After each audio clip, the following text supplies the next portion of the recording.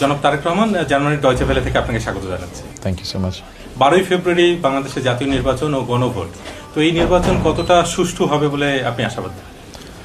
আমরা আশা করছি যে নির্বাচনটা সুষ্ঠু হবে, মানুষ প্রত্যাশা করছে যে নির্বাচনটা সুষ্ঠু হবে, আমরা আশাবাদী।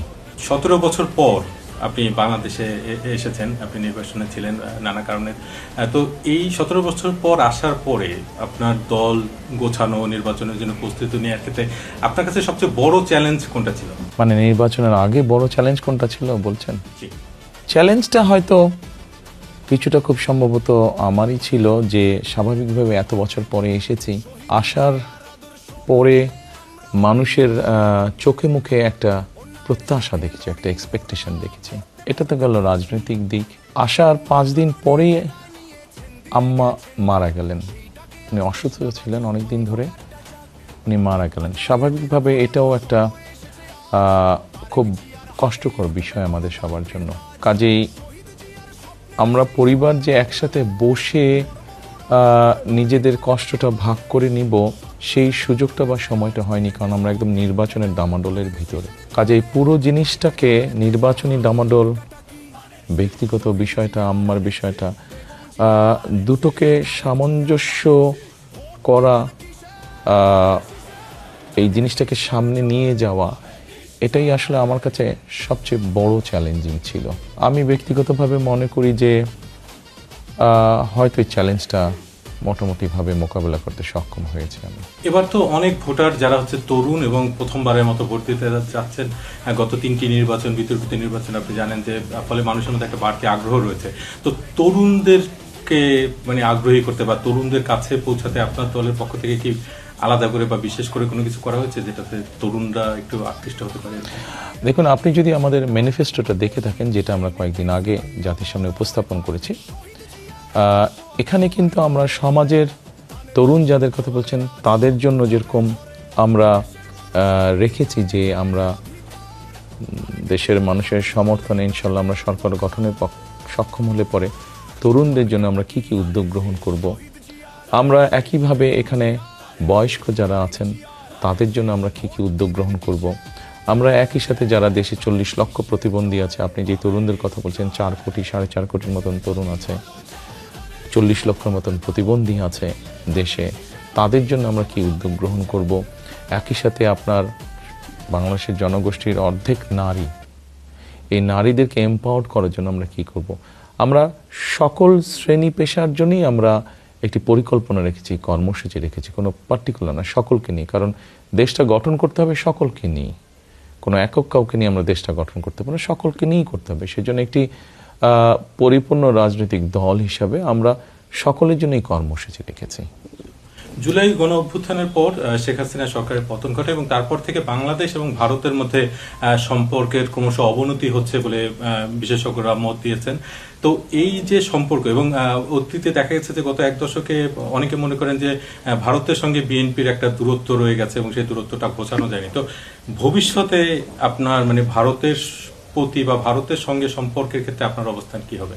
দেখুন, আপনি যেটা বললেন যে দেখা গিয়েছে যে বিএনপির সাথে তাদের একটা দূরত্ব আছে, অবশ্যই আমরা যদি দেখি যে এমন কোনো চুক্তি হচ্ছে যেটা বাংলাদেশের মানুষের স্বার্থের পরিপন্থী, বাংলাদেশের স্বার্থের পরিপন্থী, বাংলাদেশের মানুষের স্বার্থের সাথে সেটা যাচ্ছে না, দেশের স্বার্থের সাথে যে যাচ্ছে না, সেটা যে কোনো দেশের সাথেই হোক না কেন, তাদের সাথে তো স্বাভাবিকভাবে দূরত্ব হবে। কারণ আমি তো প্রতিনিধিত্ব করি আমার দেশের মানুষকে, আমার দেশকে প্রতিনিধিত্ব করি। কাজেই যে কোনো 2 দেশের মধ্যে যদি কোনো চুক্তি হয় যেটা আমার দেশের স্বার্থের সাথে যাবে না, সেক্ষেত্রে যে কারোর সাথেই আমাদের এরকম হতে পারে দূরত্ব। কাজে আমাদের কাছে সবচেয়ে প্রায়োরিটি হচ্ছে আমাদের দেশের এবং দেশের মানুষের স্বার্থ যেখানে আছে, যেখানে স্বার্থটা, আমার দেশের স্বার্থটা আমার কাছে প্রায়োরিটি, দেশের মানুষের স্বার্থটা প্রায়োরিটি। আমরা সেই দৃষ্টিকোণ থেকেই কারোর সাথে সম্পর্ক কেমন হবে সেটা নির্ভর করবে। ভূ রাজনৈতিক প্রেক্ষাপটে দেখা যাচ্ছে যে চীনের একটা বাড়তি আগ্রহ আছে বাংলাদেশ নিয়ে।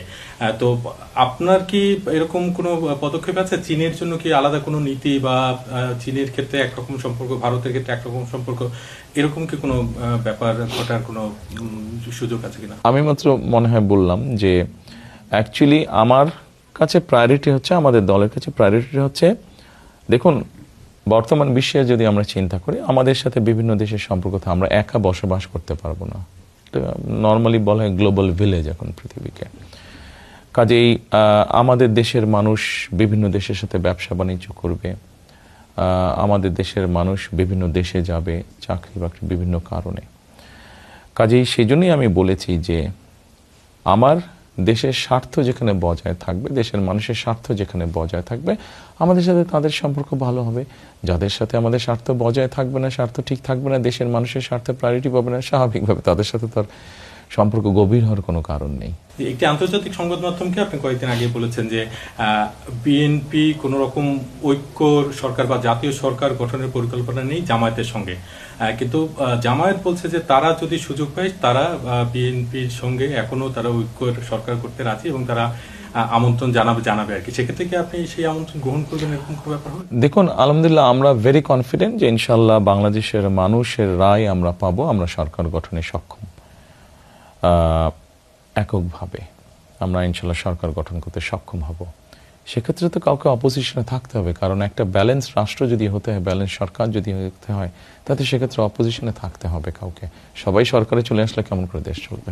আরেকটি বিষয় একটু জানতে চাচ্ছি যে বাংলাদেশে প্রায় 13 কোটি ভোটার এবং তার অর্ধেকের মতোই নারী, কিন্তু আমরা দেখতে পাচ্ছি যে রাজনৈতিক দলগুলো যে প্রার্থী মনোনয়ন দিয়েছেন তার মধ্যে নারীর সংখ্যা খুবই কম। আপনি বিষয়টা কিভাবে দেখছেন যে নারীর এই যে অংশগ্রহণের যেটা একটা খুবই কম, এর ফলে তাদের ক্ষমতায়নের পথে কোনো বাধা তৈরি হচ্ছে কিনা? দেখুন, বিষয়টাকে আমি অন্যভাবে দেখি। আপনি যদি সত্যিই বিষয়টাকে মিন করেন যে নারীকে ক্ষমতায়ন করতে হবে, তাহলে দেখুন একটু পিছন থেকে শুরু করতে হবে। সেটা হচ্ছে যে দেখুন, বেগম খালেদা জিয়া যখন এর আগে দেশ পরিচালনার দায়িত্বে ছিলেন, তখন উনি একটি পরিকল্পনা বাস্তবায়ন করেছিলেন, এবং সেটা হচ্ছে মেয়েদের শিক্ষা ব্যবস্থা ক্লাস 1 থেকে 12 পর্যন্ত উনি ফ্রি করে দিয়েছিলেন। এটি হচ্ছে নারী সমাজকে এম্পাওয়ার করার প্রথম একটি পদক্ষেপ। অর্থাৎ আপনি একজনের শিক্ষার সুযোগ আপনি তৈরি করলেন। আমরা যেটা সিদ্ধান্ত গ্রহণ করেছি, ইনশাল্লাহ সামনে আমরা 12 তারিখে আমরা সরকার গঠন করে সক্ষম হলে নারীদের এই শিক্ষার সুযোগটা আরো হায়ার ক্লাস পর্যন্ত আমরা নিয়ে যাব। এটা হলো 1 নম্বর। দ্বিতীয়ত হচ্ছে, আপনি নিশ্চয়ই শুনেছেন বা জানেন আপনি যে আমরা দেশের প্রত্যেক হাউস ওয়াইফের জন্য আমরা, বিশেষ করে এটা প্রথমে আমরা শুরু করবো প্রান্তিক জনগোষ্ঠী থেকে, যারা মোর ডিজার্ভ করে ব্যাপারটা, আমরা একটি ফ্যামিলি কার্ড দিতে চাই। এই ফ্যামিলি কার্ডটার মাধ্যমে আমরা তাকে একটি রাষ্ট্র বা সরকার থেকে একটা সহযোগিতা দিব তাকে। আমরা এই ফ্যামিলি কার্ডটা যখন পাবে, সে মানসিকভাবে সে এম্পাওয়ার্ড ফিল হবে, এবং সহযোগিতা যখন কন্টিনিউ করবে, আস্তে আস্তে কিন্তু অর্থনৈতিকভাবে সে স্বাবলম্বী হবে। একদিকে আমরা চেষ্টা করছি নারীদেরকে শিক্ষার আলোয় আলোকিত করতে, একই সাথে আমরা তাদেরকে অর্থনৈতিকভাবে স্বাবলম্বী করে তুলছি। বিষয়টা হচ্ছে এরকম, আমরা শুধু কথার কথা বলে আমরা হয়তো কিছু নমিনেশন বা কিছু ইম্পর্টেন্ট জায়গায় কিছু নারীকে আমরা দিয়ে দিলাম। বাংলাদেশের জনসংখ্যার অর্ধেক নারী। কাজেই আপনি যদি সত্যিকার অর্থে এটাকে মিন করেন, নারীদের এম্পাওয়ার্ড মিন করেন, তাহলে বিষয়টাকে এভাবে নিয়ে আসতে হবে, তাদেরকে শিক্ষা এবং অর্থনৈতিকভাবে স্বাবলম্বী করতে হবে, সো দ্যাট সে তাকে নিজেই যোগ্যভাবে যে গড়ে তুলতে পারবে, সেই সুযোগটা আপনি তৈরি করে দিতে পারছেন। তাহলে কিন্তু কেউ যদি শুধুমাত্র রাজনীতি করার অর্থে কথাটা বলে থাকে, তাহলে তারা হয়তো কিছু সংখ্যক নারীকে কিছু নমিনেশন বা কিছু ইম্পর্টেন্ট জায়গায় তাদেরকে অ্যাপয়েন্ট করবে, কিন্তু আমাদের লক্ষ্য উদ্দেশ্য সেটা না। আমরা যেহেতু সত্যিকারভাবে চাইছি, সেই জন্যই আমরা চাইছি শিক্ষার পাশাপাশি নারীকে অর্থনৈতিকভাবে স্বাবলম্বী করে তুলতে। তাহলে সে তার নিজ যোগ্যতাতেই, আপনি যদি নির্বাচনের কথা বলে থাকেন, সেটি যে কোনো পর্যায়ে নির্বাচন, লোকাল পর্যায়ে হোক, জাতীয় পর্যায়ে নির্বাচন হোক, সে তার নিজ যোগ্যতা বলে সেই নমিনেশন সে আদায় করেই নিতে সক্ষম হবে। আপনি যদি বিভিন্ন গুরুত্বপূর্ণ সরকারি জায়গায় নিয়োগদান বলেন, সে তার নিজ যোগ্যতাতেই সেটা অর্জন করে নিতে পারবে। বিষয়টিকে আমরা লং টার্মে নিয়ে যেতে চাচ্ছি, ধীরে ধীরে একটি স্থায়ীভাবে জিনিসটাকে গড়ে তুলতে চাচ্ছি আমরা যখন কথা বলি নারী ভোটারদের সঙ্গে, তাদের কারো কারোর মধ্যে এক ধরনের ভয় বা উৎকণ্ঠাও কাজ করছে যে 12 তারিখের পরে কি হবে, তারা কতটা নিরাপদ থাকতে পারবেন, বা তাদের উপরে কোনো ধরনের বিধিনিষেধ আরোপ হবে কিনা। তাদের উদ্দেশ্যে আপনার কি কোনো বার্তা আছে? আপনি যে বিষয়গুলো বললেন, এটি অবশ্যই আমাদের পক্ষ থেকে নয়, এটি বাংলাদেশে কিছু কিছু অন্য রাজনৈতিক দল আছে যাদের বিভিন্ন কথাবার্তা বা বিভিন্ন তাদের সোশ্যাল মিডিয়াতে তাদের বিভিন্ন স্টেটমেন্টের মাধ্যমে এই ধারণাগুলো জন্মিয়েছে মানুষের মাঝে বা নারীদের মাঝে। আমরা সবসময় বলেছি, একটু আগে আপনি আমাকে যেটা জিজ্ঞেস করলেন, আমরা সবসময় নারীদের এম্পাওয়ারমেন্টের জন্য কথা বলেছি। কারণ আমরা যেই পরিকল্পনায় নেই না কেন, যখন দেশের অর্ধেক জনগোষ্ঠী নারী হয়ে থাকেন, তাদেরকে তো আলাদা রেখে আমরা দেশকে সামনে নিতে পারবো না, আমাদেরকে সকলকে নিয়ে নিতে হবে। সেই জন্যই আমরা তাদের শিক্ষার আরো এমন ব্যবস্থা করতে চাইছি যাতে তারা আরো উচ্চশিক্ষা লাভ করতে পারে সহজে।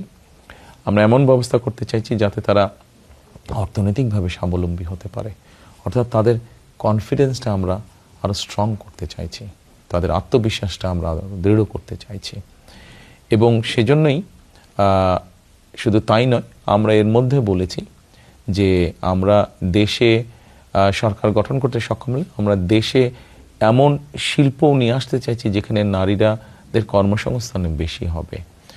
সে সকল কর্মস্থানে নারীরা যাতে স্বাচ্ছন্দ্যে কাজ করতে পারেন, সেই জন্য ডে কেয়ার সেন্টার সহ অন্যান্য বিষয়গুলো আমরা নিশ্চিত করার চেষ্টা করব আমাদের পরিকল্পনার মধ্যে। আমরা এটাও বলেছি যে নারীরা যাতে নিরাপদে যাতায়াত করতে পারেন, ঢাকা শহর সহ বড় শহরগুলোতে আমরা নারীদের জন্য ইলেকট্রিক বাস ইন্ট্রোডিউস করবো, যেটা শুধু নারীরাই ব্যবহার করবেন এবং সেই বাস পরিচালনাও করবেন নারীরা। কাজে আমাদের অবস্থান থেকে, আমাদের দলীয় অবস্থান থেকে আমরা পরিকল্পনা রেখেছি, যেগুলো আমরা ইনশাল্লাহ বাস্তবায়ন করব সুযোগ পেলে, যাতে করে নারীরাদেরকে যত বেশি নিরাপত্তা নিশ্চিত করা যায়।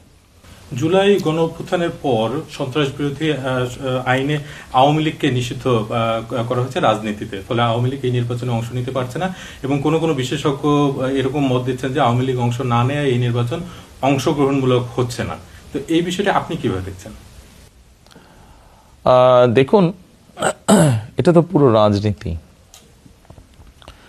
আমরা রাজনীতি করি মানুষের জন্য, মানুষের সমর্থন নিয়ে, মানুষের কাছে নিজেদের গ্রহণযোগ্যতা নিয়ে রাজনীতি করি। কাজেই আমি মনে করি রাজনীতিতে মানুষ যাকে গ্রহণ করবে তাকে কেউ ঠেকিয়ে রাখতে পারবে না, আর যাকে মানুষ গ্রহণ করবে না যত শক্তিই থাকুক না কেন, শক্তি প্রয়োগ করে সে ধরে রাখতে পারে না কিছু। 5ই আগস্ট যার উদাহরণ। সর্বশেষ প্রশ্ন আপনার কাছে, যে আপনি দুর্নীতি দমনের যে উদ্যোগের কথা বলছেন এবং আপনার ম্যানিফেস্টোতে সেটা রয়েছে, ইশতেহারে রয়েছে, কিন্তু টিআইবি এবং একাধিক সংগঠন নানা রকম পরিসংখ্যান দিচ্ছে এবং তাতে দেখা যাচ্ছে যে বিএনপির বেশ কয়েকজন প্রার্থী ঋণ খেলাপি, তারা আদালতের আদেশ নিয়ে, স্থগিতাদেশ নিয়ে তারপরে নির্বাচনে অংশ নিচ্ছেন এবং অনেকে আছেন যারা ঋণগ্রস্ত। তো এই যে যারা প্রার্থী যারা রয়েছেন, তাদের কারণে আপনার যে দুর্নীতি দমনের যে উদ্যোগ, সেই উদ্যোগ বাধাগ্রস্ত হতে পারে কিনা? বা না, বিষয়টি দুটো ভিন্ন জিনিস। একটু হচ্ছে দুর্নীতি, একটু ঋণগ্রস্ত বা তারা ব্যাংক ডিফল্ট। দেখুন, আমাদের 60 লক্ষ নেতাকর্মীর নামে বিগত স্বৈরাচার সরকার কেস দিয়েছিল। আমাদের নেতাকর্মীদের, আপনি যেহেতু সাংবাদিক আপনি খুব ভালো করেই জানেন, খুব সম্ভবত আপনারা এরকম নিউজও করেছেন আপনাদের চ্যানেলে, আমাদের দলের মধ্যে যারা আছেন, যারা আমাদের দলীয় রাজনীতির সাথে আছে, যারা ব্যবসা বাণিজ্য করে, তাদেরকে বিভিন্নভাবে হ্যারাস করা হয়েছে, তাদের ন্যায্য অধিকার থেকে তাদেরকে বঞ্চিত করা হয়েছে, তাদের ব্যবসা বাণিজ্য চলতে দেওয়া হয়নি, তাদেরকে ব্যবসা বাণিজ্যকে বাধাগ্রস্ত করা হয়েছে, তাদের ন্যায্য ব্যাংক লোন যেটা আছে সেটা তাদেরকে দেওয়া হয়নি, ইচ্ছাকৃতভাবে তাদের ব্যবসা প্রতিষ্ঠানকে সিক করে দেওয়া হয়েছে গত 16 বছর ধরে। কাজেই এরকম একটি অবস্থার মধ্যে আমাদের লোকজন, আমাদের ব্যবসায়ীরা, আমাদের নেতাকর্মীরা যারা ব্যবসা বাণিজ্য করতেন, তাদের জন্য তো এরকম ডিফল্ট হওয়াটা খুব স্বাভাবিক ব্যাপার, খুব স্বাভাবিক ব্যাপার। তারা যে ইচ্ছাকৃতভাবে হয়েছেন তারা স্বাভাবিক ব্যাপার, তাদেরকে জোর করে ডিফল্ট করানো হয়েছে। জুলাই গণঅভ্যুত্থানে বিএনপির অনেক নেতাকর্মী হতাহত হয়েছেন বলে আপনার দল, হ্যাঁ, আমাদের প্রায় 450-র মতন নেতাকর্মী আমরা শুধু জুলাই আগস্টেই হারিয়েছি তাদেরকে। এবং গত 15-16 বছরে গুম খুনেরও শিকার হয়েছে, গুম 700-র মতন নেতাকর্মী আমাদের গুম হয়েছে। এই যে যারা যে ভুক্তভোগী, তাদের পরিবারকে বা তাদের বিচার নিশ্চিত করার জন্য আপনার কোনো পরিকল্পনা আছে? অবশ্যই আমাদের পরিকল্পনা আছে, কারণ আমাদের নেতাকর্মীরা যেরকম গুম খুনের শিকার হয়েছে, অন্য অন্য গণতান্ত্রিক রাজনৈতিক দল যারা আমাদের সাথে আন্দোলন সংগ্রামে ছিল তারা গুম খুনের শিকার হয়েছে, হয়তো সংখ্যা কম বেশি হবে। এমনকি অনেক মানুষ আছেন যারা রাজনীতির সাথে জড়িত না, কিন্তু তারা অত্যাচার নির্যাতনের শিকার হয়েছে, গুম খুনের শিকার হয়েছে। এটি একটি অন্যায় ব্যাপার। একটি সিভিলাইজ দেশে মানুষ গুম হয়ে যাবে, সিভিলাইজ দেশে মানুষ খুন হয়ে যাবে, কিন্তু তার কোনো বিচার হবে না, এটি তো হতে পারে না। কাজেই দেশের আইন অনুযায়ী অবশ্যই প্রত্যেকটা মানুষ, কারোর সাথে যদি অন্যায় হয়ে থাকে তার বিচার পাবার অধিকার আছে। কাজে আইনগত প্রক্রিয়া হিসেবেই এটি তার বিচার সে পাবে অবশ্যই। আপনাকে অসংখ্য ধন্যবাদ ডয়চে ভেলেকে এই সাক্ষাৎকারে। Thank you so much. আপনাকে অনেক ধন্যবাদ আমাকে কথা বলার সুযোগ করে দেওয়ার জন্য।